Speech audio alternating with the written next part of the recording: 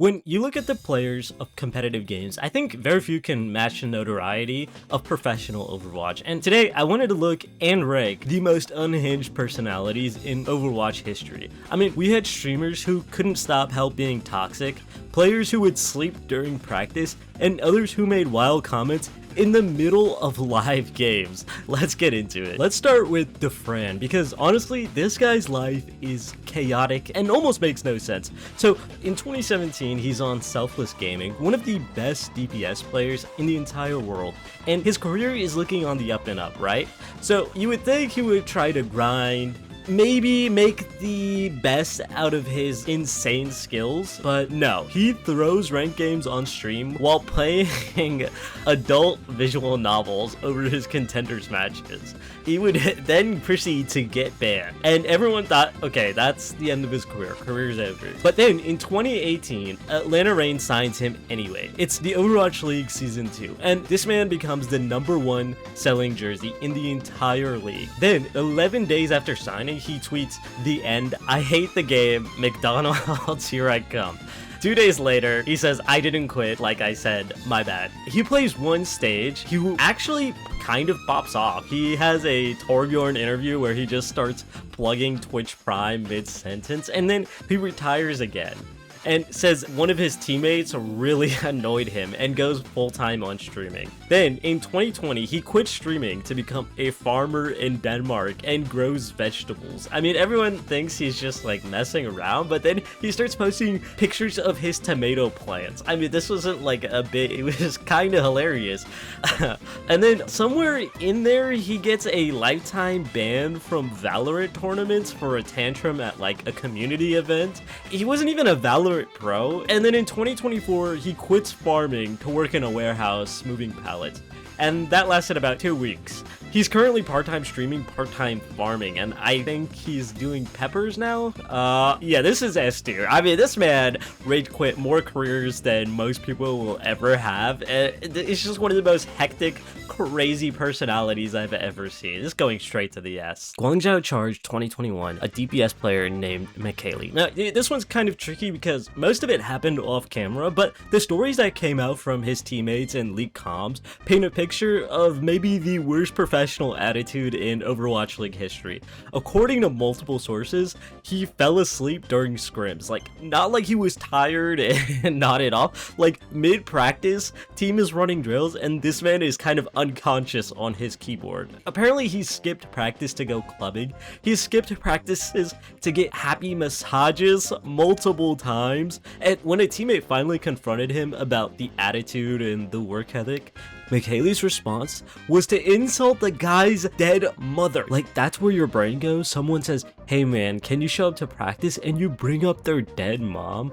That's super toxic. I'll give this guy, it's kind of tough. A or B tier. I'm leaning B because most of it didn't make it to video. If there was footage of him asleep mid-scrim, mouth open, I mean, that would be one of the greatest clips in Overwatch League history, but since we don't have that, I think we're gonna have to stick him in the B tier. So, XQC's Overwatch career was basically a any percent speedrun. I mean, Dallas Fuel signed him in October 2017, and it was like a huge pickup at the time. I mean, he was Team Canada's MVP from the World Cup, and was on the up and up as a pretty big streamer. He was one of the most popular tank players in the scene, and before the season even starts, he gets suspended from the actual game twice. And it wasn't Overwatch League, but Blizzard banning his personal accounts, once for a report system abuse, and then once for throwing games on stream.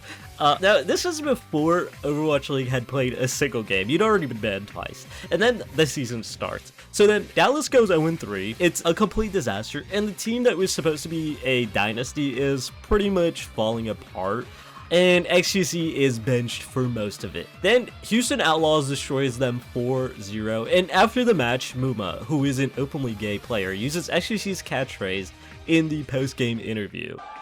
In the wise words of a good friend of mine, rolled and smoked my doggies. This was just a little trash talk. I mean, it wasn't anything crazy, but once XQC sees the clip on stream later that night, he says, "No, you didn't smoke shit. No, shut your fucking mouth. Go back there. Suck a fat cock. I mean, he would like it, but so many games ahead. Love you.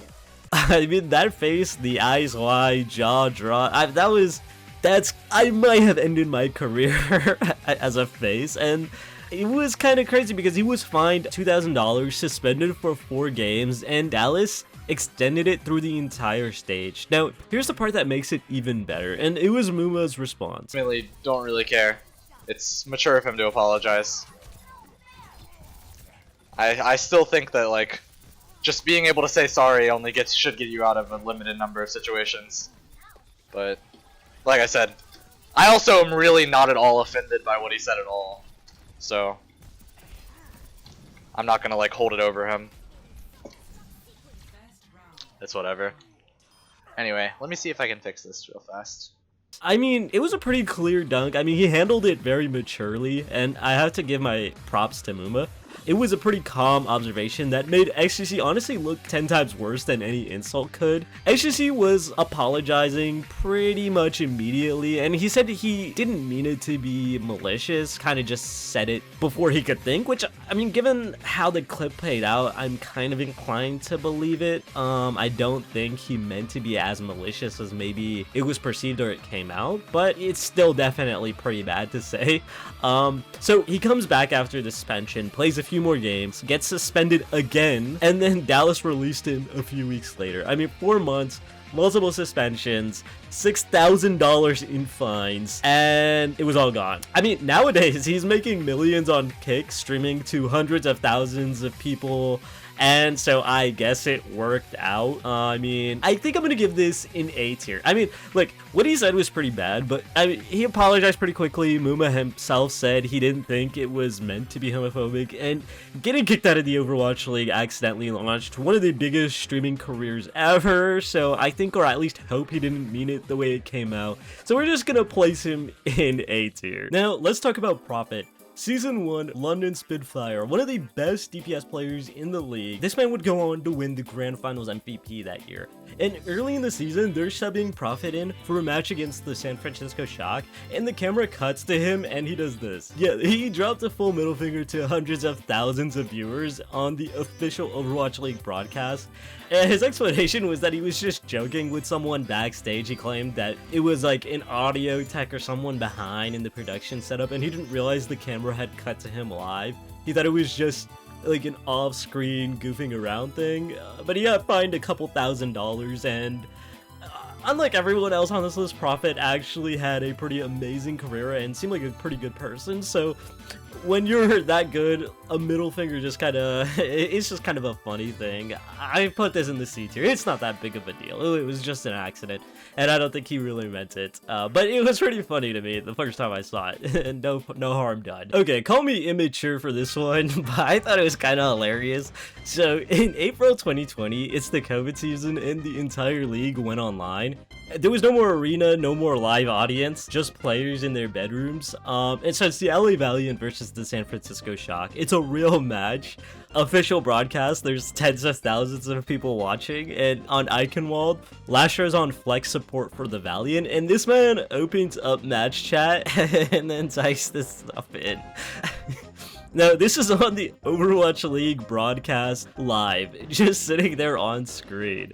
He didn't know match chat was visible to viewers. He thought it was a team chat or something like internal, but it was not, and everybody saw this. So the observer starts spamming question mark pings, trying to like push it off screen, and so Super from the Shock types in the chat, "Stop, idiots, they can see this on stream," and then this is the part that kills me. Rascal sees this happening, sees Lastro, just typed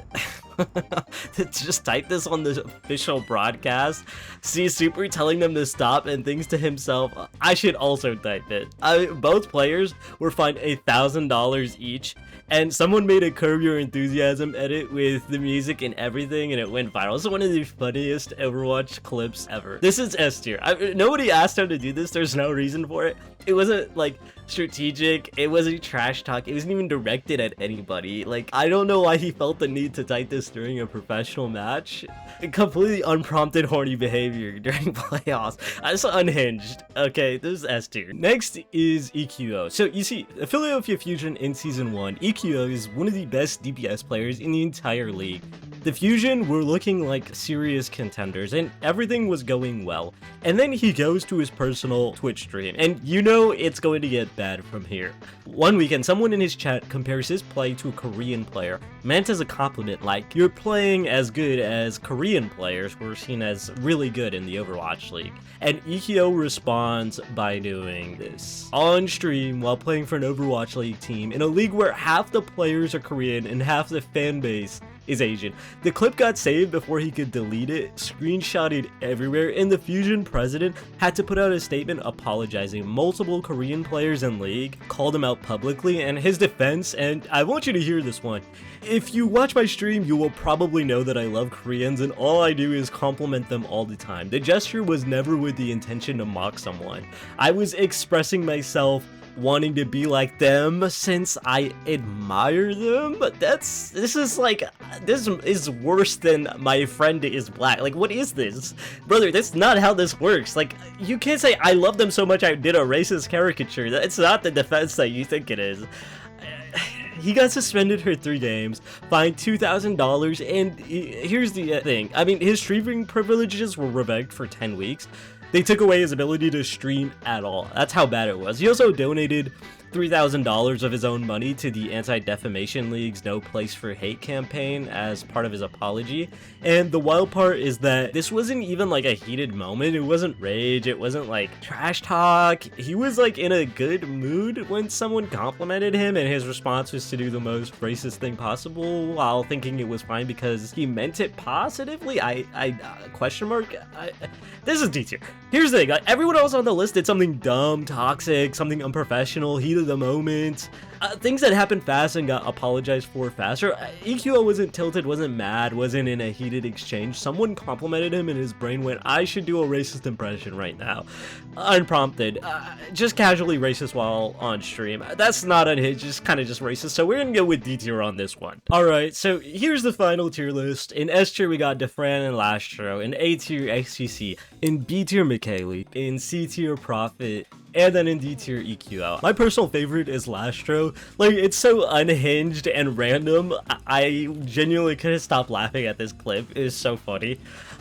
I don't even know, just a purest form of unhinged. Let me know in the comments who you think I missed. There's definitely more chaos that didn't make it into this video and some crazy personalities, but I really hope you liked it, and if you did, please like and subscribe. I'm trying to get to 1,000 subs, so that'd be greatly appreciated, and thanks for watching.